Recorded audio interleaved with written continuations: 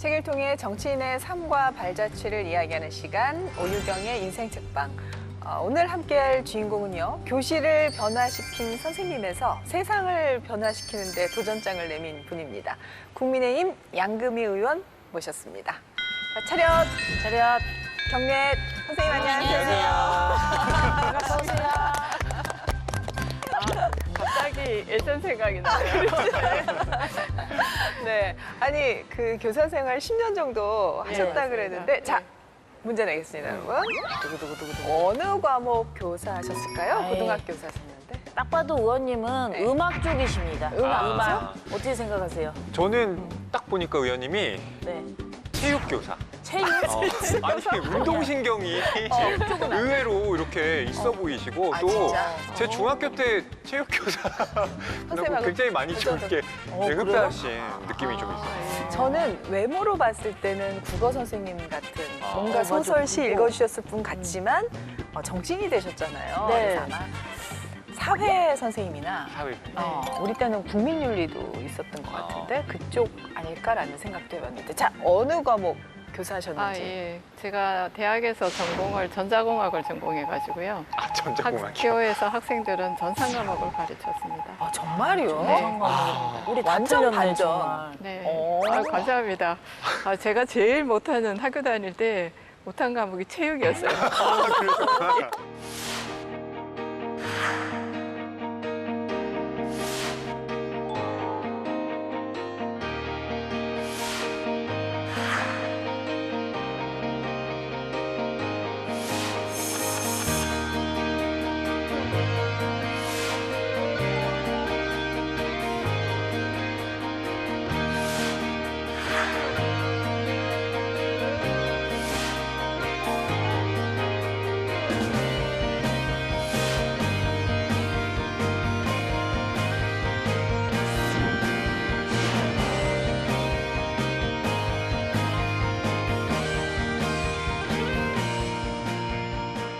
그러면 10년을 딱 채우시고 호련히 교육계를 떠나신 이유가 있으실까요?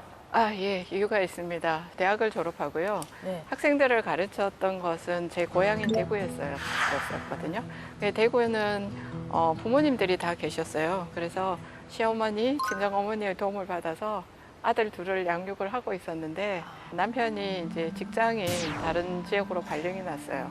그래서 그 지역으로 이제 따라가게 되니까 네. 그 지역 학교를 이제 노크를 해서 이제 채용이 됐어요. 거기를 가니까 아무도 아이를 돌봐줄 수 있는 상황이 안 된 거예요. 근데 이제 큰아이가 그때 마침 굉장히 많이 아팠어요. 그러고 나니까 저도 너무 마음이 아프고 이렇게 어떻게 할 수 있는 상황이 안 되더라고요. 그래서 남편과 저와 둘 중에 누가 직장을 그만둘 것인가를 가지고 심각하게 토론을 했습니다. 했는데 가장 현실적인 방안으로 저보다는 남편이 벌이가 더 좋기 때문에 남편이 직장을 계속하고 제가 아이를 키우는 걸로 부부간에 결론을 냈습니다. 근데 사실 국회의원이라는 직업이 뛰고 나는 분들도 되게 어려운 직업인데 네. 어떻게 경력 단절에서 맞습니다. 어떻게 국회의원이 되신 거예요? 사실 경력 단절을 10년 정도 제가 겪었거든요. 직장 생활 10년, 경력 단절 10년을 겪었고, 근데 그 경력 단절을 겪는 시간이 또 저에게는 이 정치인으로서 활동하는데 굉장히 많은 영감을 주었던 시기였어요. 그래요? 어떻게 설명드리자면 아이들이 없는 시간에 학교 간 시간에는 자원봉사도 다니고 그리고 지역의 많은 분들과 만남을 통해 가지고 사람들과 소통하는 방법도 많이 배웠고요. 그런 생활을 하다가 아이들이 이제 서울로 유학을 오게 되면서 네. 서울에 오고 나니까 이제 조금 더 봉사활동을 체계적으로 해야겠다라는 생각이 들었습니다. 제가 그동안 열심히 해왔던 일 중에서 시민단체 활동을 한번 해보면 네네. 어떨까라고 네. 선택해서 시민단체 활동을 시작을 했고요. 그렇게 하다가 시민단체에서 제가 중앙회 회장이 되면서 그때가 우리 제 시민단체인 한국여성유권자연맹이 50주년을 담당하는 회장이었거든요. 그러다 보니까 아마 정치권에서 눈에 띄었던 것 같습니다. 그래서 아마 정치권에서 저에게 인재 영입이라는 형태로 요청이 있었고 3개월을 고민하다가 들어오는 걸로 결정을 했습니다. 그럼 의원님, 원래 의원님은 이렇게 공적인 일을 생각하시면 가슴이 막 뜨거워지는 그런 성향이 있으셨던 건가요? 네, 그렇습니다. 오. 제가 가슴 뛰는 일이 몇 가지가 있는데요. 네네. 굉장히 좋은 강의를 듣거나 제 마음의 양식이 채워질 때 그때 하고요. 그다음에 두 번째로 공적인 일에 딱 맞닥뜨려서 이게 사회적으로 굉장히 선한 역할을 할 수 있겠다라고 생각될 때, 그리고 세 번째는 우리 집 아이들하고 소통할 때. 네, 이때는 지금도 가슴이 설렙니다. 아, 그러시구나. 네, 사람을 좋아하는 편입니다. 예, 예. 그러세요. 예. 아니, 의원님 자유한국당 네. 인재 영입 1호로 네, 맞습니다. 네, 들어오셨고 그 대구 북구갑에서 예. 거의 50% 득표율로 당선이 되셨는데 와. 야, 그 대구 지역에서 유일한 여성 의원이시라면서요? 맞습니다. 그 엄청 힘든 일 아닙니까? 대구가 여성 국회의원이 잘 나지 않는 곳이죠. 예, 예. 네. 그리고 또 제가 대구에 처음 이제 내려갔을 때 예비 후보 등록했을 때죠. 그때는 공천이 되기 전이니까 네네. 갔을 때 지역의 여론이 서울 TK다 이렇게 해가지고요. 이제 서울에서 낙하산으로 왔다 이런 이제 얘기들이 굉장히 많았어요. 근데 예. 그걸 이제 많이 극복하려고 노력을 해서 예. 지금은 많이 달라졌습니다. 그런데 궁금한 어떻게? 거는 어. 어떻게 매력 발산을 해가지고 어. 그렇게 많은 표를 얻으신 건지 그 좀 비결이 있으시면 좀 알려주세요. 저는 제 비결은 아주 조금이고요. 미모? 푸근한 미소? 그거는 아닌 것 같고 예. 제가 이제 선거운동할 때 이제 코로나 상황이라서 많은 분들을 사실 만날 기회가 별로 없었어요. 근데 저는 어떤 분을 만나면 그분하고 악수를 하는 순간은 온 우주에 그분과 저만 있는 것처럼 소통합니다.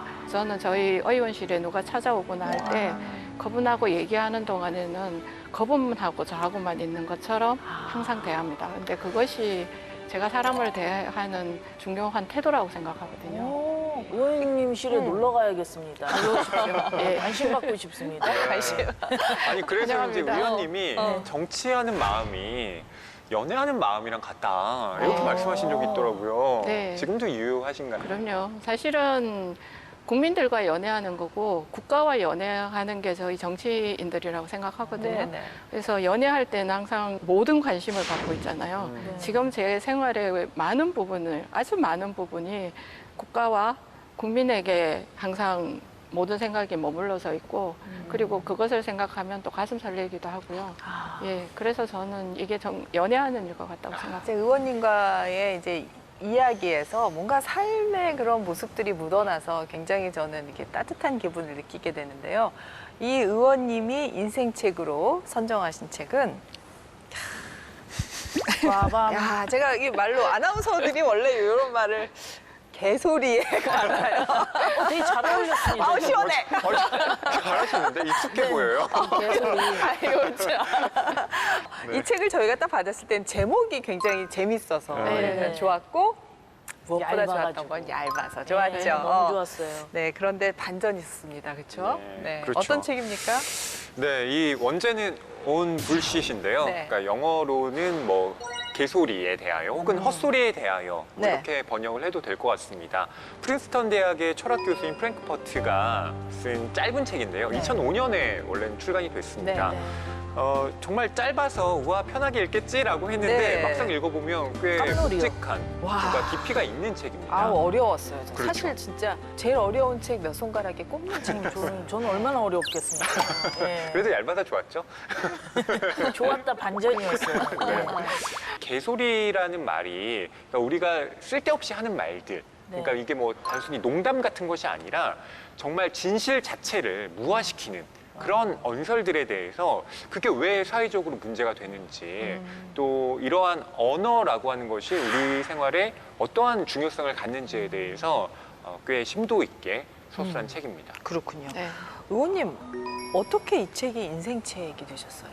사실 이게 여기서 이렇게 저에게 출연을 요청하시면서 예. 책 2권을 선정해 달라고 하셨어요. 근데 제가 2권으로 압축하기가 좀 그래서 4권을 써서 전달드렸거든요. 평소에 독서량이 네, 얼마나 아니 많으신가요? 그건 아니고 네. 제가 이제 청소년기에 굉장히 감동 깊게 읽었던 탈무드 하고요. 대학이라는 책하고 제가 얼마 전에 읽었던 공정이라는 그 책하고 이번에 제가 휴가 기간에 읽어야겠다라고 생각했던 목록이 이 책이었어요. 아. 네, 그래서 그 네 권을 제출을 했는데 여기서 이 책을 선정하신 거예요. 냉큼 얇아서 잡았다가 저희 뜨거워하고 있어요. 맞아요. 근데 저도 제가 네. 그 책 네 권을 이렇게 목록을 드리고 저도 그걸 딱 들여다보면서 제가 몰랐던 사실을 한 가지 알았어요. 뭐냐면 제가 감동 있게 읽었거나 아니면 읽고 싶었던 책들의 전체적인 그게 도덕적 철학책에 제가 관심이 많은 거예요. 예. 그래서 제가 이렇게 예전에 그 사람에게 관심이 많고 사회 시스템에 관심이 많은 것이 아마 이런 영향들이 있지 않았을까 그렇게 생각했어요. 예, 알겠습니다. 자, 그럼 온 불빛 개소리에 대하여 어떤 책인지 하나하나 살펴보도록 하겠습니다. 저희가 이렇게 뽑아봤습니다. 개소리는 어떻게 세상을 정복했는가. 하나하나 보죠. 개소리가 난무하는 시대. 저는 이게 개소리에 대하여를 읽으면서 우리가 참 거짓이 아니고 뭔가 이상한 말들을 개소리라고 정의를 해버리니까 속이 좀 시원한 그런 그러니까요. 효과가 있더라고요. 이 책의 처음 시작이 이렇게 되어 있는데요. 우리 문화에서 가장 눈에 띄는 특징 가운데 하나는 개소리가 너무도 만연하다는 사실이다. 모든 이가 이것을 알고 있다. 우리 모두 어느 정도는 개소리를 하고 다니니까. 여기서 뜨끔했어. 저도 뜨끔하더라고요. 맞아, 나부터 살펴보게 됐어. 난 개그맨이니까 얼마나 뜨끔하겠어. 아니 그래도 사람을 기쁘게 하잖아요. 근데 이게 사회적으로는 그러니까 어떤 게 있냐면 이를테면 어떤 뉴스가 나왔을 때 거기에 사람들이 근데 거기 나온 A라는 사람 어디 병원장 딸이래 뭐 이런 얘기하는 그러면서 이제 본질을 흐리고 실은 그것과 아무 관련 없는 사안이고 실제 그런 말들이 유언비어 퍼지면서 사람들로 하여금 그것을 그냥 관심만 가지게 만드는 그래서 이 개소리의 특징이 뭔가 하면 그냥 사람을 혹하게 만들면 그걸로 끝이라는 거예요. 네. 그래요? 혹시 일상생활에 예. 그 내가 들었던 소리 중에 최고의 개소리 참거짓이 아닌 소리들이에요. 네, 맞습니다. 말하자면 다들 치킨 시켜 드시죠? 예. 그때 날개 먹습니까? 안 먹습니까? 맞습니다. 날개 먹으면 바람 핀다는 얘기가 예, 있잖아요. 예. 맞아요. 예. 그거 구두 사주면 아니, 그걸 연인이 도망간다. 남자들한테 주지 뭐 이런. 말라고 그래. 어른들이 얘기하셨죠. 아. 예전에 저희 그쵸. 위에 어머니들 세대들이. 그리고 이런 거 장어꼬리 있어요. 누가 네. 먹습니까? 정력이 좋다고. 아니 약간 이 개소리라는 게 참 거짓이 아닌 어떤 이상한 소리예요. 네. 네. 우리 영화 중에 좋은 놈, 나쁜 놈, 이상한 놈, 놈. 놈놈놈. 그때 그 이상한 이상한 놈. 놈에 해당하는 소리. 참 거짓이 아니지만 뭔가 호도하는 소리. 뭐 이런 맞아요. 거 아닙니까? 네, 그렇죠. 예. 사실은 저는 이 책을 읽게 된 동기가 특히 정치권에 들어오니까 말에 대한 책임이 굉장히 중요하다는 걸 깨닫게 됐거든요. 사실이나 진실의 바탕을 두는 언어에 대한 책임보다는 예. 본인이 관심 있는 부분에 대한 얘기만 하고 그리고 그것에 대해서 책임을 지지 않는다는 거예요. 그래서 그 지점 때문에 사실은 이 책에 굉장히 제가 주목하게 된 이유기도 합니다. 예, 그렇군요. 그 가짜 뉴스의 원조라고 할 수 있는 사람 중에 이 책에서 대표적인 사람은 그 히틀러와 괴벨스 맞습니다. 얘기가 나오잖아요. 네, 예. 예, 그때 뭐 엄청난 진짜 말의 뭐랄까 말의 잔치? 우리가 말하는 프로파간다라고 그러죠. 그렇죠. 정치에서 사실은 진실과 멀리 떨어져 있는 어떤 국민들을 호도하거나 예. 속이기 위한 어떤 방편의 홍보 기술 이런 것 등이 그때부터 굉장히 세상에 만연하게 됐고 네. 그런 정치의 형태들이 지금도 계속 이어져 오고 있거든요. 예, 예. 그래서 그런 부분들은 국민들께서도 굉장히 경계해야 될 일이고 정치를 하는 저 같은 사람의 입장에서도 굉장히 경계해야 될 일이라고 생각하고 있습니다. 근데 그 말에 국민들이 다 다수가 끌려갔고 맞습니다. 그 말에 현혹이 됐잖아요. 네. 예. 그 대표적인 말들에 대해서 우리 네. 예, 제가 권지현 씨가. 히틀러의 어. 각종 연설과 어록들을 네. 찾아보면서 개소리들을 좀 더 찾아봤는데요. 지금에 와서 보니까 네, 찾아봤습니다. 나를 믿으라. 여기에는 이미 이상, 위대한 이상의 힘이 있다. 우리는 신이 정한 사명을 완수하기 위해 선택된 사람들이다.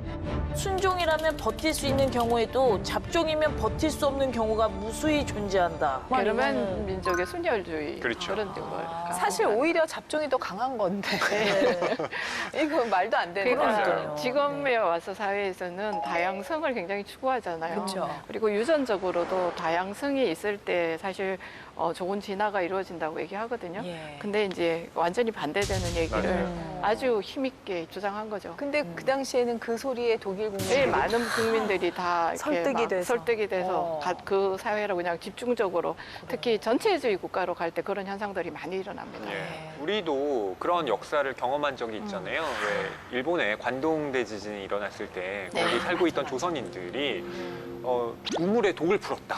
맞습니다. 그리고 조선인들이 이제 또 뭔가 반란을 일으키려고 한다. 네. 이런 식의 막 말들이 퍼져나가면서 실제 그것이 조선인 학살로 이행됐잖아요. 맞습니다. 그러니까 개소리에서 출발한 건데 네. 그게 그런 효과를 가질 때의 맞습니다. 무서움이 있는 거죠. 의원님 어떻게 선생님도 말하시는 게 굉장히 무게가 있고 귀중한 것이고 또 국회의원도 한마디 한마디가 무겁고 맞습니다. 귀중한 그런 직업이라는 공통점이 있는데 요즘 뭐 SNS가 워낙 많잖아요. 맞습니다. 굉장히 언로가 튀어 있고 그 의원 생활하시기가 좀 힘들지 않으세요?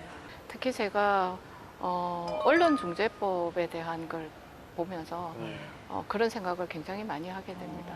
가짜 뉴스를 없애기 위해서 지금 언론중재법을 만든다. 네. 이렇게 얘기를 하지만 실제적으로 보면 가짜 뉴스를 만들기 위해서 만드는 법이 아니라는 생각이 굉장히 많이 들거든요.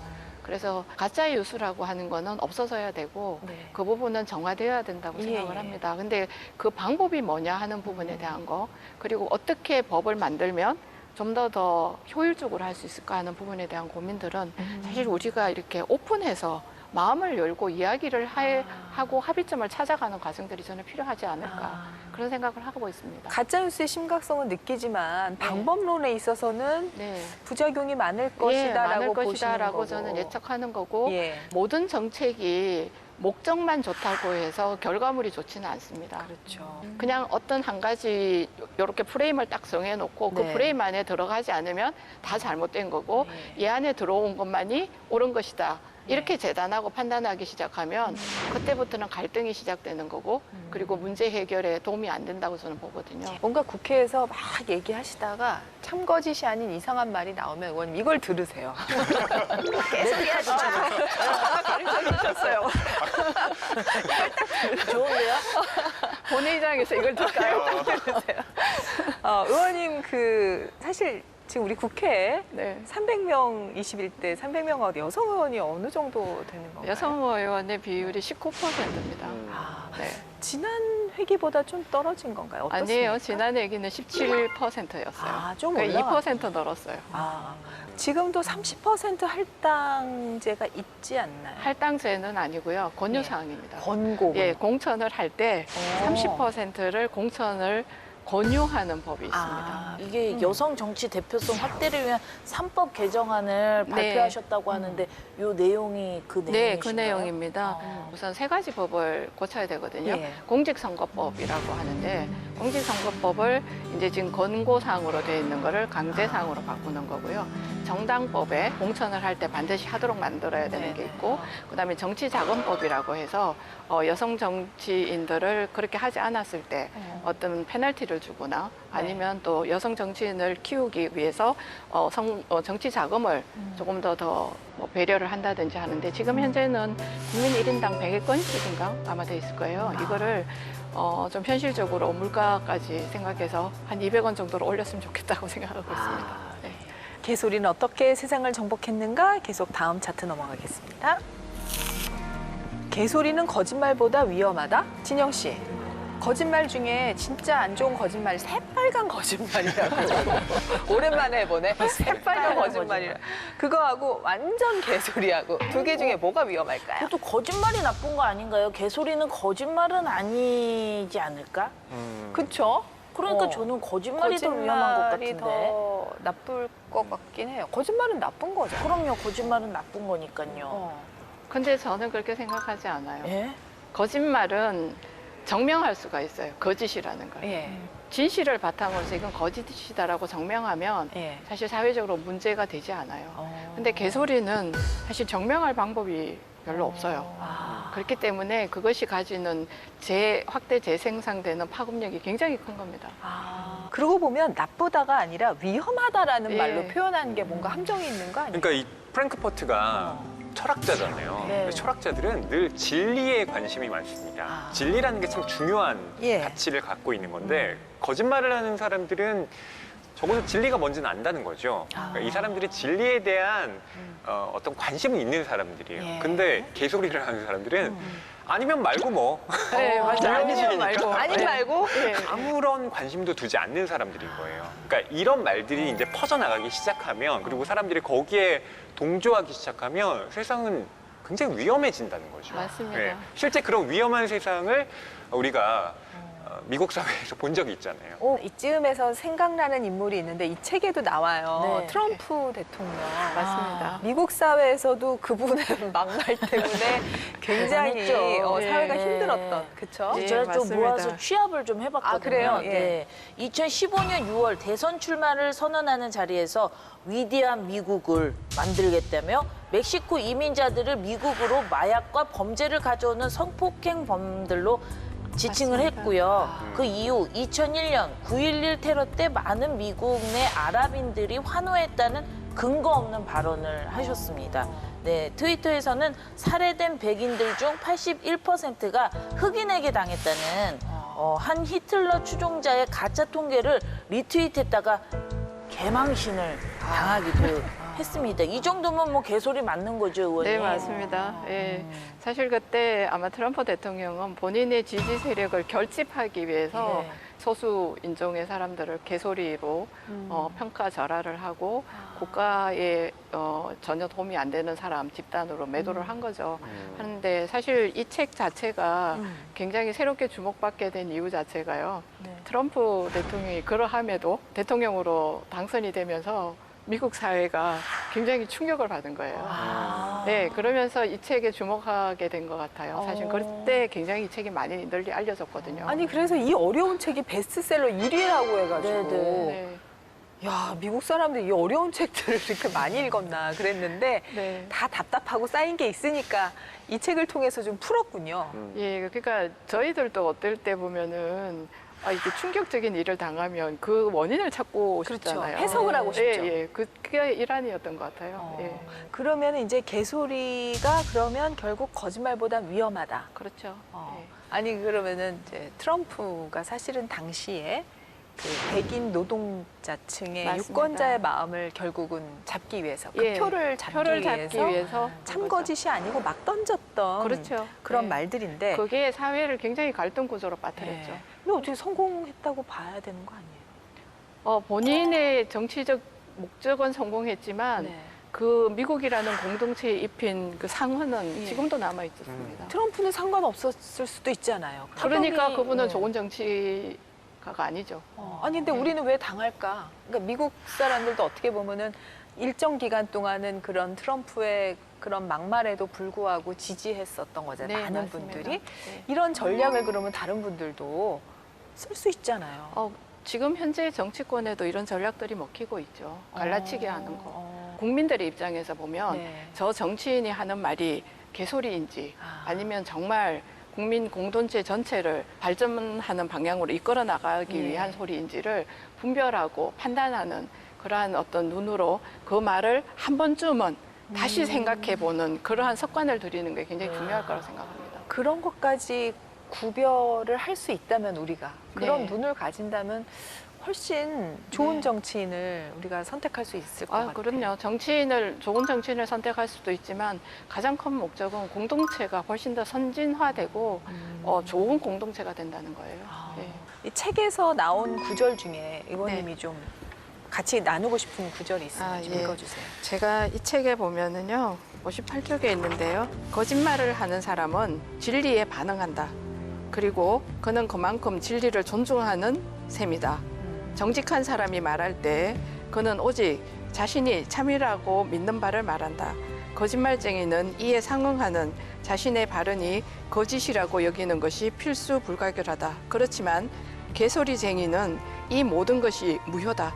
그는 진리의 편도 아니고 거짓의 편도 아니다. 정직한 사람의 눈과 거짓말쟁이의 눈은 사실을 향해 있지만 개소리쟁이는 사실에 전혀 눈길을 주지 않는다. 개소리쟁이라는 이 말이 마음에 드네요. 선생님이셨어서 그러신지 이렇게 귀에 쏙쏙 잘 들리게 설명을 잘해주시는 거예요. 이 어려운 책을 다 맞아요. 아닙니다. 저는 아주 보편적인 사람이기 때문에 아, 그래도 편한 이야기를 합니다. 쏙쏙 잘 들어옵니다, 이 어려운 책이. 아유, 근데 궁금한 감사합니다. 거는 이제 교사를 하셨던 일이 정치인을 하시면서 도움이 많이 되시는지 궁금합니다. 그럼요. 많이 도움이 되죠.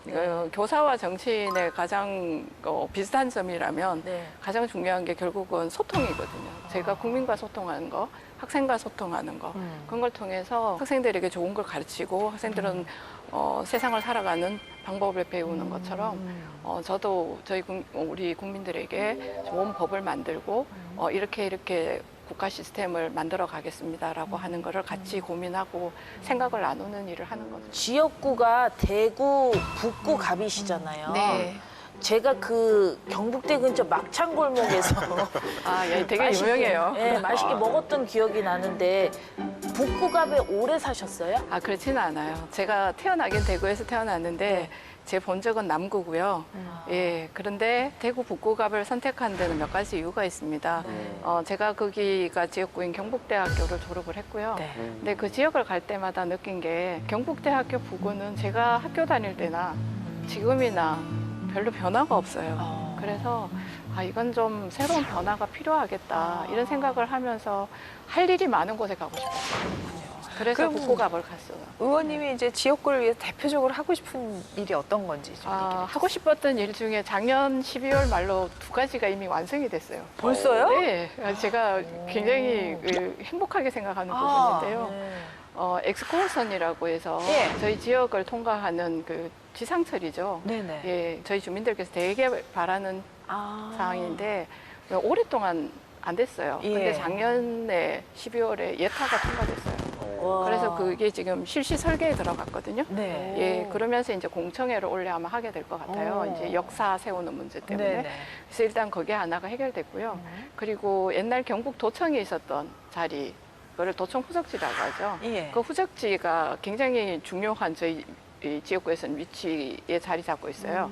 그걸 어떻게 개발할 것이냐 하는 문제. 시청이 사실은 거기 세워질 거라고 했었는데 네. 시청이 다른 지역으로 가면서 그 부분에 대한 문제를 우리 지역 주민들이 굉장히 고민을 했었는데 마침 그것도 작년에 12월 말에 도청 후적지 경북대학교 창조경제센터라고 옛날 제일모직이 있었던 자리를 트라이앵글로 삼각형으로 묶어서 도심융합특구라고 네. 주거와 첨단 산업과 문화가 어울려지는 곳으로 해가지고 지정이 됐어요. 그래서 지금 원래 특구법을 아마 국토부에서 만들고 있는 걸로 알고 있는데요. 네네. 그 법의 영향을 물론 받겠지만 그 지역을 그런 식으로 개발할 수 있는 어떤 하나의 저게 생긴 거죠. 그래서 제 북구 주민들의 가장 큰 수건 사업 2개가 작년 말로 갑자기 해결이 다 됐어요. 대단해요. 이런 걸 대단한 일을 하셨어요. 저도 이 완전 탑을 저 노리고 혼자서 하는 있었어요. 일은 절대 아닙니다. 아니 경지가 막. 이게 사실은 노력을 하셔서 하신 일이지만 네. 이게 운도 좋으셔야 되잖아요. 예. 근데 그거 국회의원 1년 만에 다 네, 그렇죠. 처리를 하셨으니까. 우와, 그래서 제가 복이 많은 사람이라고 스스로 감사해하고 있습니다. 정말 축하드립니다. 네. 자, 다음으로 넘어가겠습니다. 개소리는 어떻게 세상을 정복했는가? 개소리에 현혹되지 않기. 근데 이게 참 쉽게 현혹되는 게 개소리인 것 같거든요. 그렇죠. 예. 실제로 우리가 개소리를 또 피할 수 없는 상황들이 있습니다. 이 책의 65페이지에도 나와 있는데요. 네. 개소리를 피할 수 없는 상황이 있다. 자신이 말하는 것이 무엇인지 알지 못하는데도 말하기를 요구받는 경우가 그렇다. 나야. 내가 너무 자주 요구를 하는 건가?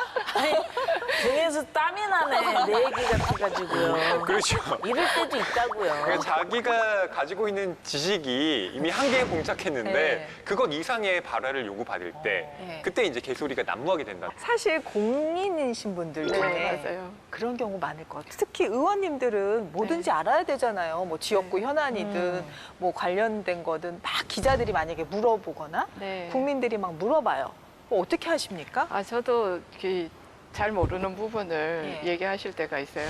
그러면 모른다고 말하기가 되게 그럴 사실 수 되게 있잖아요. 송구할 때가 있거든요. 예. 그럴 때는 잠시 딴소리를 다른 주제를 얘기하고 시간을 조금 달라고 합니다. 아. 그 기자들이 전화가 올 때는 예. 내가 조금 알아보고 이야기를 하겠다. 생각을 좀 정리할 시간을 달라. 아. 그렇게 얘기를 합니다. 현명한 방법이신데요. 적어도 개소리는 안 할 수 있잖아요. 그러니까요. 주제를 다른 데로 돌리거나 맞아요. 좀 이따가 하겠다. 의원님께서는 그러니까 이 책을 읽으면서 나는 개소리 하지 말아야지 이런 생각을 많이 하셨군요. 아, 예, 그럼요. 예. 예. 평소에도 이게 내가 하는 이 말이, 내가 하는 이 생각이 과연 다 옳은가 예. 하는 고민을 항상 하고 있어요. 그러니까 내 생각이 옳다고만 주장하기 시작하면 네. 그때부터는 갇힌 생각을 할 수밖에 없거든요. 네. 이 놈놈놈 중에 이제 이상한 놈 부류에서 개소리를 하는 사람들이 있어요. 근데 또 어떤 분들은 에휴, 나는 뭐 개소리 절대 나를 현혹할 수 없어. 나는 그 소리 나한테 씨알도 안 먹혀. 이런 분들이 있단 말이에요. 자신감 있게. 과연 피할 수 어때요? 그렇게 피할 수 생각하나요, 있을까요? 혹시? 그런 게 예.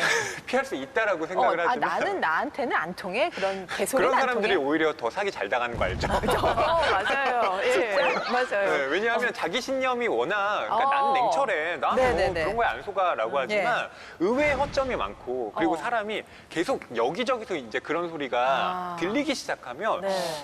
이게 그때 맞는 거일 수도 있지 않나? 아. 라고 하면서 점점 거기에 귀 기울이게 되고 어느 순간 그걸 맹신하게 되는 한번 과정을 맹신하면 따르게 또 되거든요. 자기를 너무 과다하게 믿으니까 또 거기에 맞아요. 빠지는 거죠. 그리고 그렇죠. 이 개소리에 담긴 것 중에 하나가 뭐냐면 진정성이라는 겁니다. 그러니까 진정성이 우리는 흔히 잘 감동해요. 근데 이 진정성이 또 위험한 측면이 뭐가 있냐면 개소리를 할 때 잘 모르는 것에 대해서 막 얘기한다고 네, 했잖아요. 네. 그러면 그래도 내가 이렇게 열심히 말했구나. 난 역시 모든 사안에 대해서 이야기를 할 줄 아는 이런 노력을 기울일 줄 아는 사람이야. 자기 스스로에 대한 진정성이 취해버리는 거죠. 허세, 맞아요. 허세. 그러니까 그걸 그냥 허세라고 할 수도 체면을 있는데. 걸려요. 자기 체면에. 네. 네. 그게 다른 사람들에게 이제 이 사람 진정성 있나 봐. 트럼프가 저렇게 말하는 거 보니까 그리고 저 사람이 저렇게 열정적으로 맞아요. 말하는 거 보면 저기 뭐가 있는 게 맞아. 이렇게 생각하게 된다. 근데 사람의 뇌가 그렇다고 하더라고요. 저도 어디서 읽은 것 같은데 네. 사람의 뇌는 사실과 진실에 대한 구분이 굉장히 모호하대요. 그래요. 그러니까 본인이 굉장히 그것에 몰두해 있고 본인이 굉장히 그것에 대해서 어떤 생각을 하게 되면 그게 정말 진정성 있게 남에게 전달된대요. 그렇기 때문에 남이 볼 때는 그 사람이 하는 말이 굉장히 진정성 있게 들립니다. 그리고 그 말하는 순간은 그분한테는 진정성이 맞아요. 있는 거예요. 그리고 사람들은 진정성 이꼴 좋은 거잖아요. 예, 맞아요. 예. 그러니까 진정성 맞습니다. 있는 말은 좋다고 생각하니까. 맞아요. 예. 여기 마지막에 그 구절이 나오더라고요. 사실 이러한 진정성 그 자체가 개소리다. 이 마지막이 그거예요. 네. 말하자면 우리가 지금 불확실성의 시대를 살기 때문에 맞습니다. 네. 확실한 거에 대해서는 자신이 없지만 진정성에 대해서는 좋은 거라고 생각하고 네. 진정성이 있으면 이걸 받아들이는데 그 진정성은 여기에 그런 우리 진정성에 속으면 안 된다. 네. 근데 의원님 그렇다고 살면서요. 네. 누가 얘기할 때마다 네. 따박따박 이건 이렇고 저건 저래. 사리 판단을 사리 분별을 해버리면 세상 정 떨어질 것 같은데 그건 맞습니다. 여기에 비트겐슈타인 사례가 나와요. 예, 맞습니다. 예, 그 부분을 좀 소개를 아, 예. 의원님이 좀 해주세요. 그게 아마 파스칼하고 예, 의 예. 대화인 것 같은데요. 네네.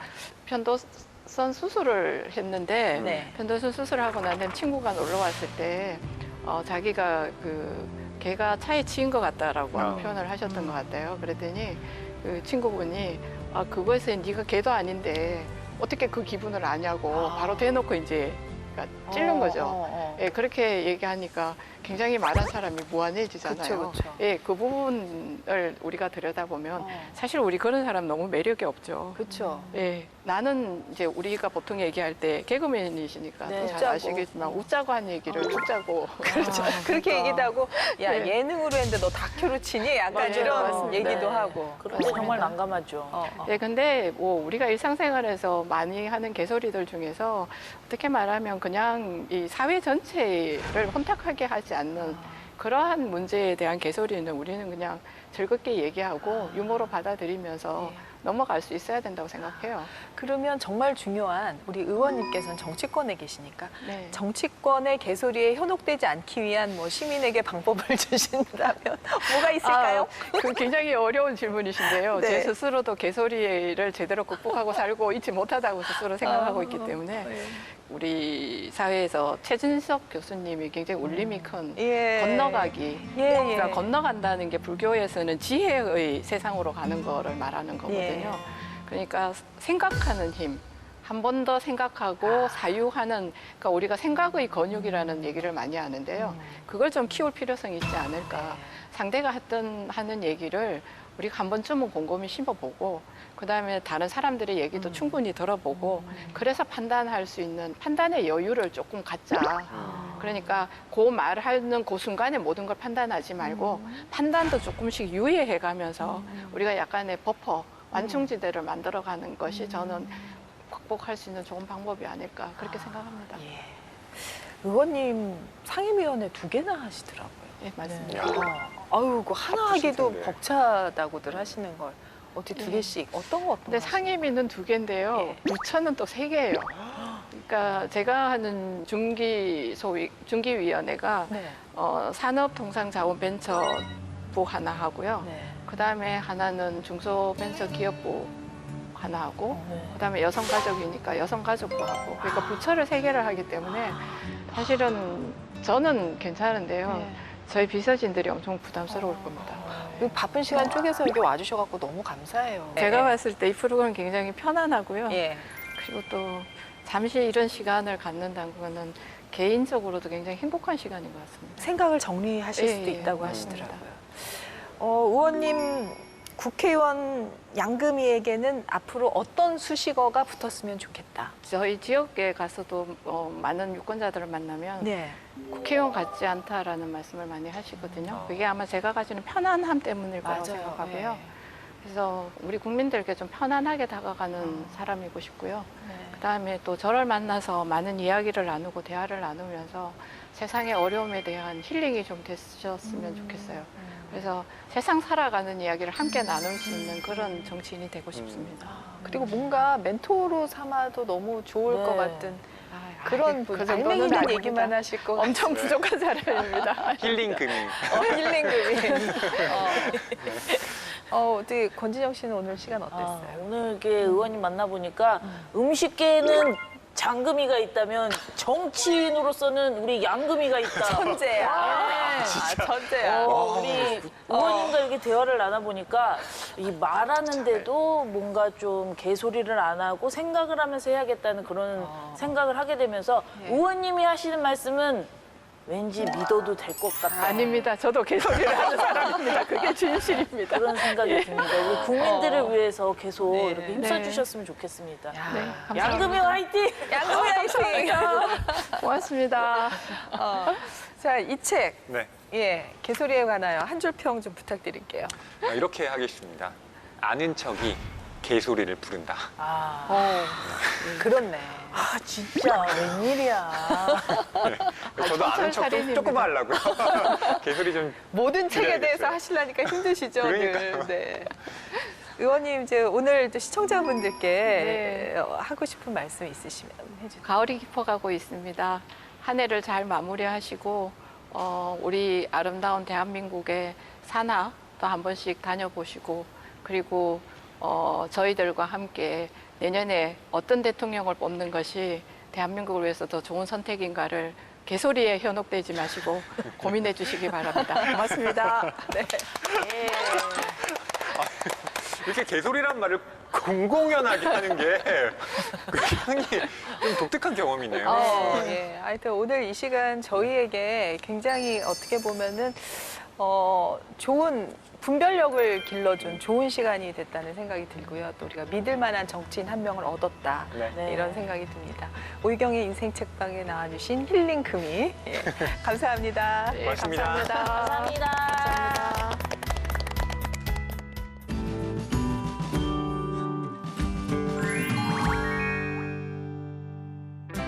안녕하세요. 홍재경입니다. 국회 도서관이 추천하는 새로 나온 책과 다양한 추천 테마 도서를 소개하는 오늘 모익집. 오늘은 국회 도서관이 선정한 기획도서와 화제가 되고 있는 정치 분야 책을 준비했는데요. 먼저 주목받고 있는 정치 분야 신간을 소개해드립니다.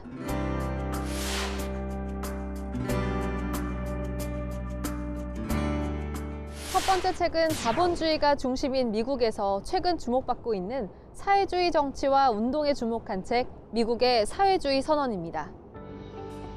정치 칼럼니스트인 저자 바스카 성카라는 책에서 오랫동안 미국에서 불온한 단어로만 인식됐던 사회주의가 최근 젊은 층에서 인기가 높아지고 있으며 미국 정치의 중심 담론 영역까지 진입했다고 강조하고 있는데요. 특히 마르크스와 엥겔스부터 미국의 버니 샌더스, 영국의 제레미 코빈까지 사회주의라는 이념을 내세우며 역사적으로 등장했던 다양한 정치운동의 역사를 검토하고 미국 정치적 맥락에서 앞으로 사회주의 운동이 나아가야 할 길을 제시하고 있습니다. 미국에서 주목받고 있는 사회주의 현상에 대해 더 자세히 알고 싶다면 이 책을 한번 읽어보는 건 어떨까요? 다음은 보수 논객 송희영 기자가 한국 보수주의의 고민과 문제점을 분석한 전작 진짜 보수, 가짜 보수에 이어 새로운 시선으로 보수주의를 탐구한 책 보수주의자의 삶입니다.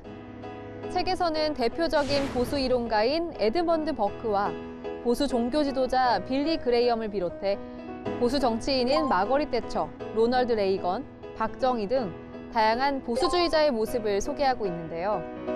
특히 보수주의 리더가 갖춰야 할 자질에 주목하며 대통령 선거를 앞두고 있는 현재 우리 사회의 다양한 질문을 책을 통해 제시하고 있습니다.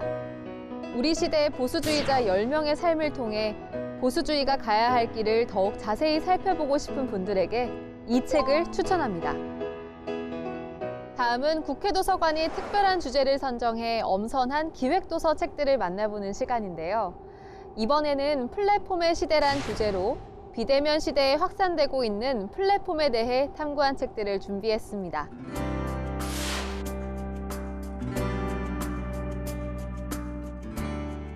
세계 10대 기업 중 하나인 애플, 아마존, 구글과 코로나19 팬데믹 영향으로 최고 성장세를 기록하고 있는 카카오, 네이버, 배달의 민족.